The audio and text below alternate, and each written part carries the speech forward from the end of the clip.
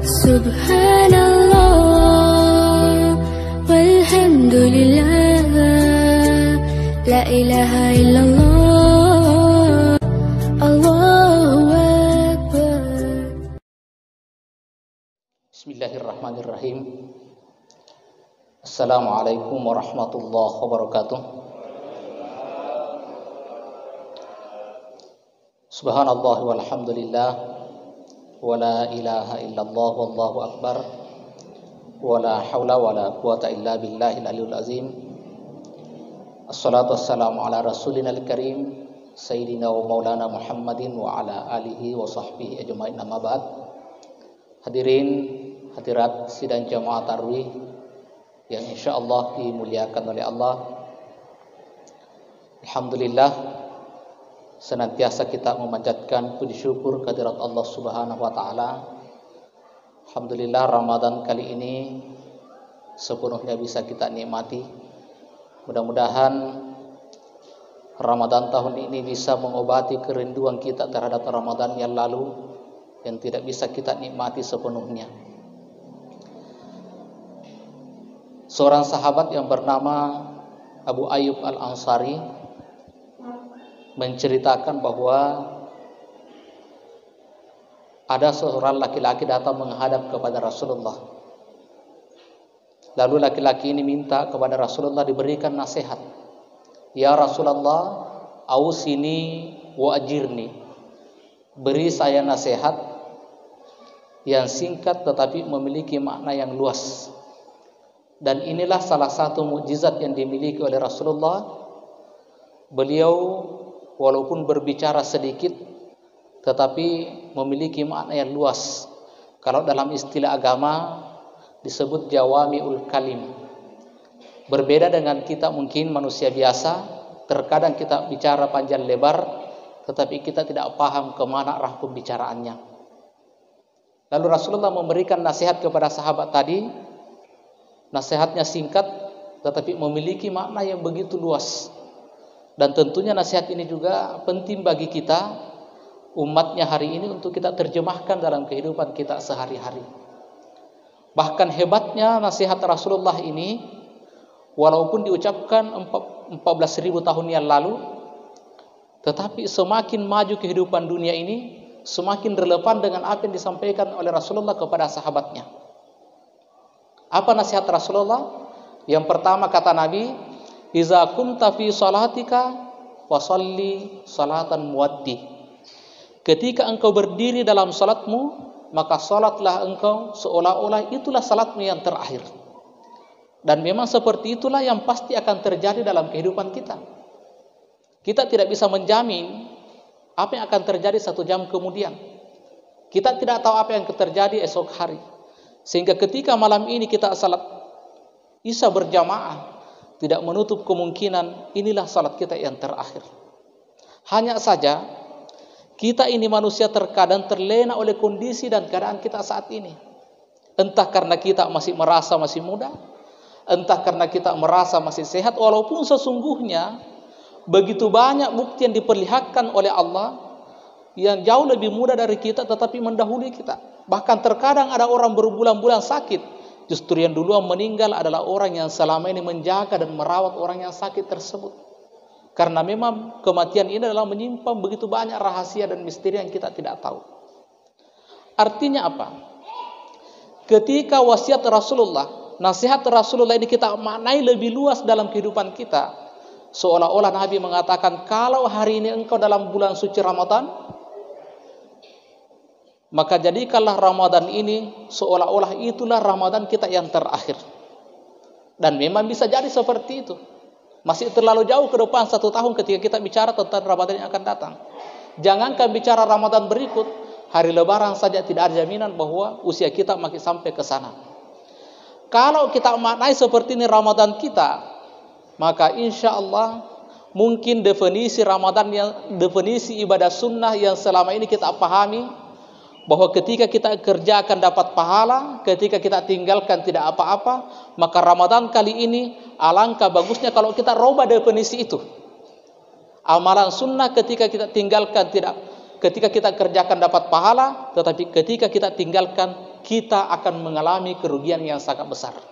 Apalagi dalam bulan suci Ramadan, amalan-amalan yang sunnah sekalipun memiliki pahala yang lebih besar dibandingkan dengan amalan-amalan di luar bulan suci Ramadan. Hadirin dan jamaah yang dimuliakan oleh Allah. Apalagi bulan suci Ramadan ini adalah kompensasi bagi kita umatnya Rasulullah. Bisa kita bayangkan Bapak Ibu sekalian, kalau tidak ada Ramadan yang diberikan oleh Allah kepada kita umatnya Rasulullah, alangkah tertinggal jauhnya kita dengan umat-umat terdahulu dari segi amal ibadah. Karena kita ini adalah umat yang terakhir, sekaligus umat yang paling singkat umur yang diberikan oleh Allah. Kalau kita baca sejarah, kita baca riwayat, Nabi Nuh alaihissalam itu berdakwah kurang lebih 900 tahun. Artinya Nabi Nuh berusia di atas 900 tahun. Bahkan dalam sebuah riwayat Nabi Musa alaihissalam pernah melewati sebuah kuburan. Ketika Nabi Musa berlalu bersama dengan umatnya, dengan sahabat-sahabatnya, terlihat ada sosok seorang ibu yang menangis di atas sebuah kuburan yang masih sangat baru. Lalu Nabi Musa mampir sejenak, dia sapa seorang ibu yang menangis di atas kuburan itu. Dia tanya, "Ibu, kenapa ibu menangis?" Ibu ini mengatakan, "Saya menangis karena anak saya meninggal dalam usia yang masih sangat belia, masih sangat muda." Ditanya Nabi Musa, "Anak ibu meninggal dalam usia berapa tahun?" Ibu ini mengatakan, "Anak saya meninggal baru berusia 300 tahun. Umatnya Nabi Musa 300 tahun masih dianggap anak-anak. Bahkan Nabi Ibrahim menurut salah satu riwayat disunat pada usia 70 tahun. Tentu 70 tahun bukan standar umatnya Nabi Muhammad. 70 tahun masanya Nabi Ibrahim itu memang masih anak-anak pada saat itu. Jangan kita pakai standarnya umatnya Nabi Muhammad 70 tahun baru disunat. Kalau umatnya Rasulullah, umatnya Nabi Muhammad, umat kita sekarang ini disunat dalam usia 70 tahun, bukan lagi sunat namanya. Barangkali sudah masuk kategori mutilasi. Ya. Sementara kita umatnya Rasulullah, apa kata Rasulullah? Likulli syai'in hasadun, wa hasadu ummati ala badir sittina ila sab'in, wa qalilun yatajawaz. Segala sesuatu kata Rasulullah ada masa panennya, ada masa berakhirnya. Wa hasadu ummati, masa panennya umatku, masa berakhirnya umatku, ala baina sittina ila sab'in, antara 60 sampai 70 tahun. Wa qalilun yatajawaz, kalau ada yang melampaui 70 tahun itu kata Nabi, sangat sedikit di antara umatnya Rasulullah yang melampaui itu. Karena itu Ramadan inilah merupakan kompensasi bagi kita, di mana ketika kita melakukan amalan-amalan kebajikan, insya Allah dilipat gandakan oleh Allah sehingga mampu mengejar ketertinggalan kita dengan umat-umat terdahulu yang diberikan usia lebih panjang oleh Allah Subhanahu wa taala. Karena ternyata hanya ada 3 alasan di mana Allah melipat gandakan pahala kebaikan yang kita lakukan. Yang pertama, bitasyrifi makanihi, karena kemuliaan tempatnya. Beda ketika kita salat di Masjidil Haram misalnya dengan salat di masjid kita ini. Bahkan sampai ribuan kali lipat perbedaannya. Dan tidak semua orang bisa sampai ke sana. Karena itu tidak semua orang bisa mencapai bitasyrifi makanihi tadi, tempat yang dimana Allah melipat gandakan pahala kita. Yang kedua, bitasyrifi amilihi, karena kemuliaan pelakunya. Mungkin dulu sering kita dengar cerita bagaimana ulama-ulama, para wali-wali terdahulu, mungkin di Tanah Mandar kita kenal Imam Lapeo, di Tanah Bugis kita kenal Guru Ta Ambo Dalle. Ulama-ulama seperti mereka itu hanya dengan bermodalkan bismillah 3 kali beliau bisa berjalan di atas air. Kenapa? Bitasyrifi amilih, karena kemuliaan mereka. Tetapi kita jauh dari level itu. Kita baca bismillah, jangankan 3 kali, 100 kali pun kita baca bismillah, kita menyeberang di sungai, yakin dan percaya kita akan tenggelam seperti linggis. Kenapa? Karena kita tidak memiliki bitasyrifi amilihi. Lalu yang ketiga inilah yang bisa kita miliki, bitasyrifi zamanihi, karena kemuliaan waktunya. Inilah bulan suci Ramadan. Siapapun di antara kita bisa mendapatkan kesempatan untuk dilipat gandakan pahala kebaikan yang kita lakukan melalui bulan suci Ramadan ini. Ini yang pertama, nasihat Rasulullah sallallahu alaihi wasallam. Saya melirik jam, saya takut melanggar. Ya. Baru 9 menit, berarti masih ada 6 menit. Yang kedua, Apa nasihat Rasulullah?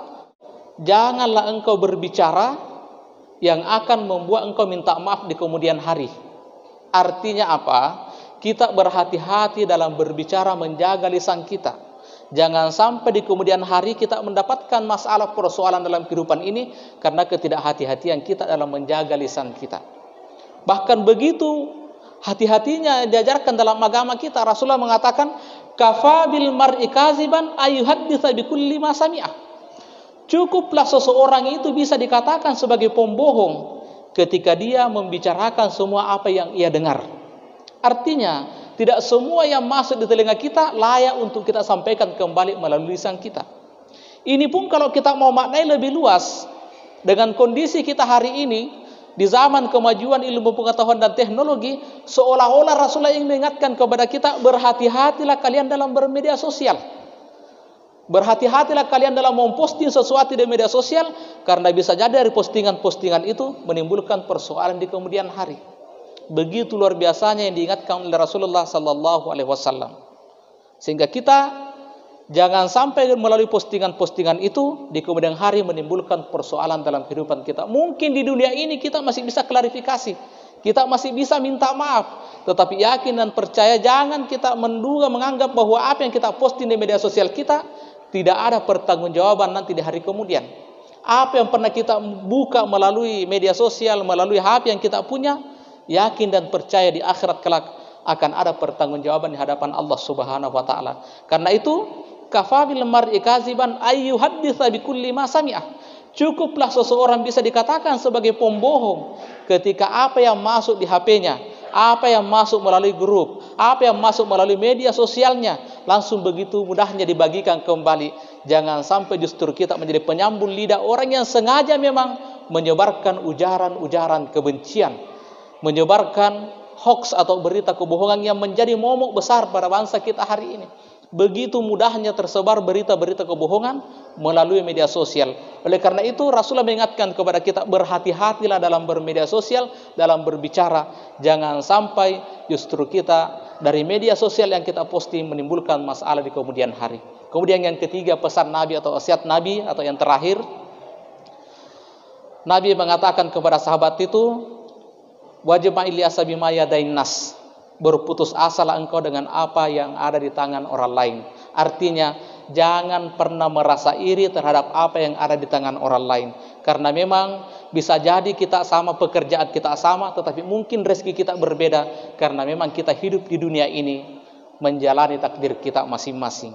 Oleh karena itu, poinnya adalah kita tingkatkan kesyukuran kita kepada Allah. Karena sekecil apapun nikmat yang Allah berikan kepada kita, kalau kita pandai mensyukuri nikmat itu, maka yakin dan percaya nikmat itu akan memberi manfaat yang besar dalam kehidupan kita. La in syakartum la azidannakum wa la in kafartum in azabi lasyadid. Tetapi sebesar apapun nikmat yang Allah berikan kepada kita, kalau kita selalu membandingkan dengan nikmat yang ada pada diri orang lain, maka nikmat yang Allah berikan kepada kita tidak akan memberi manfaat apa-apa dalam kehidupan kita. Karena pasti kita merasa selalu kurang dengan apa yang Allah berikan kepada kita. Yang bisa jadi bukan karena kurangnya pemberian Allah, tetapi karena kurangnya rasa syukur yang kita tanamkan dalam diri kita. Hadirin sidang jamaah yang dimuliakan oleh Allah, mudah-mudahan wasiat Rasulullah ini bisa kita terjemahkan dalam kehidupan kita sehari-hari. Kita jadikan Ramadan ini bahwa memang bisa jadi inilah Ramadan kita yang terakhir, sehingga kita bersungguh-sungguh mengisi Ramadan kita, sehingga tidak ada kesia-siaan dari kesempatan yang Allah berikan kepada kita. Mohon maaf atas segala kekurangan. Minallahil musta'an. Assalamualaikum warahmatullahi wabarakatuh.